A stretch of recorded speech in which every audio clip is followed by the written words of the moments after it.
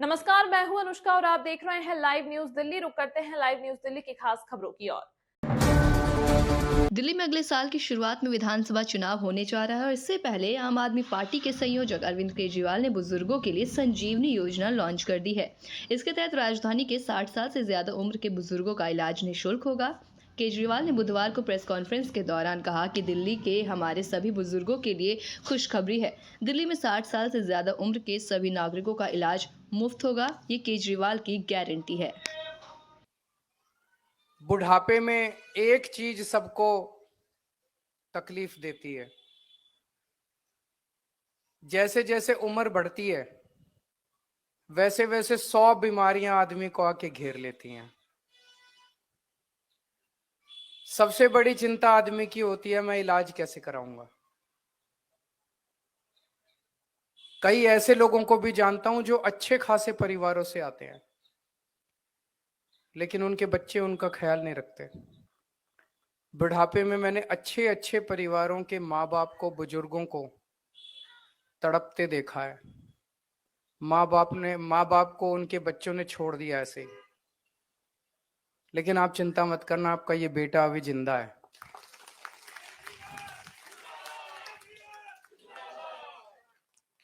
रामायण में एक कहानी पढ़ते हैं ना, जब लक्ष्मण मूर्छित हुए थे तो हनुमान जी उनके लिए संजीवनी बूटी लेके आए थे। तो आज दिल्ली के बुजुर्गों के लिए मैं संजीवनी योजना का ऐलान करने जा रहा हूं कि 60 साल से ऊपर के हमारे जितने बुजुर्ग हैं उन बुजुर्गों का पूरा इलाज फ्री करवाया जाएगा। इसकी चुनाव के बाद हम योजना लेके आएंगे, योजना पारित करेंगे। वो चाहे सरकारी अस्पताल में इलाज कराना चाहे, चाहे प्राइवेट अस्पताल में इलाज कराना चाहे, उनका पूरा इलाज फ्री कराया जाएगा। इसमें कोई बीपीएल, एपीएल, टीपीएल, आरपीएल कोई लिमिट नहीं होगी। सबका इलाज, चाहे अमीर हो चाहे गरीब हो, सबका इलाज मुफ्त कराया जाएगा। और कोई अपर लिमिट नहीं होगी। आप जितना आपका बीमारी पे खर्चा आएगा उसका सारा खर्चा दिल्ली सरकार वहन करेगी। और इसके लिए रजिस्ट्रेशन 2-3 दिन में चालू हो जाएगा। लेकिन आपको रजिस्ट्रेशन कराने के लिए कहीं जाने की जरूरत नहीं है। आपके घर हमारे आम आदमी पार्टी के कार्यकर्ता आएंगे और आपका रजिस्ट्रेशन करके जाएंगे। आपको एक कार्ड देंगे, वो कार्ड रख लेना, संभाल के रखना।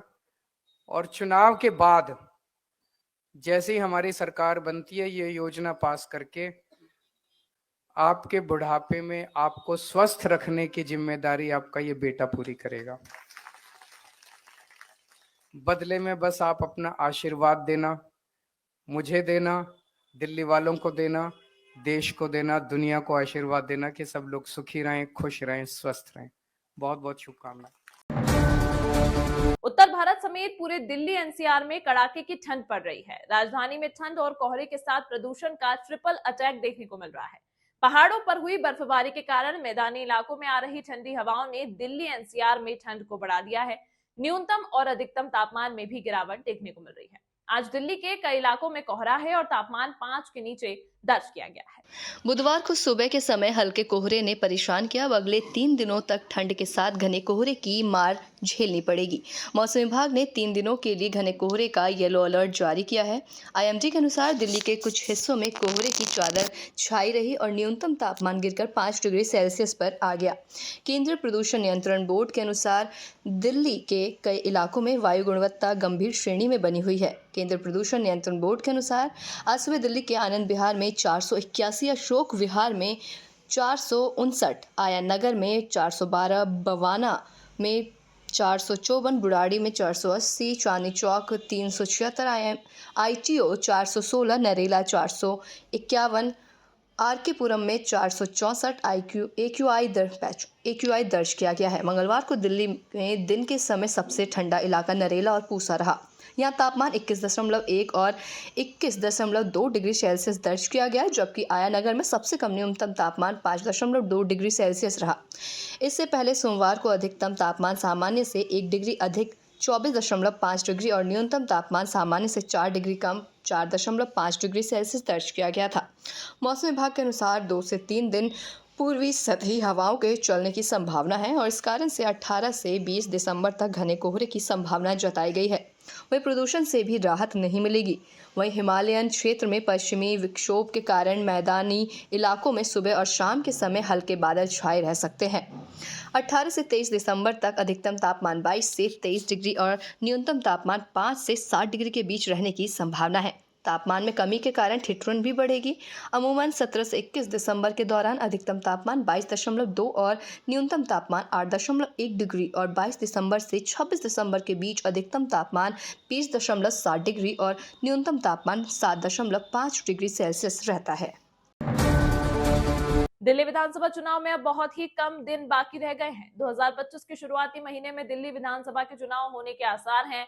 इसी बीच भारतीय जनता पार्टी के राष्ट्रीय अध्यक्ष जेपी नड्डा ने पार्टी मुख्यालय में भाजपा महासचिवों के साथ एक बड़ी बैठक की। यह बैठक करीब 2 घंटे तक चली। सूत्रों के मुताबिक इस बैठक में दिल्ली विधानसभा चुनाव को लेकर भी चर्चा हुई। भाजपा की पहली सूची जल्द ही जारी की जाएगी। वहीं सूत्रों ने यह भी बताया कि दिल्ली विधानसभा चुनाव के साथ ही बैठक में बीजेपी के संगठन, चुनाव और कुछ अन्य मुद्दों पर भी चर्चा हुई। संगठनात्मक चुनावों के मद्देनजर संसदीय बोर्ड के सदस्य के लक्ष्मण को राष्ट्रीय चुनाव अधिकारी नियुक्त किया गया।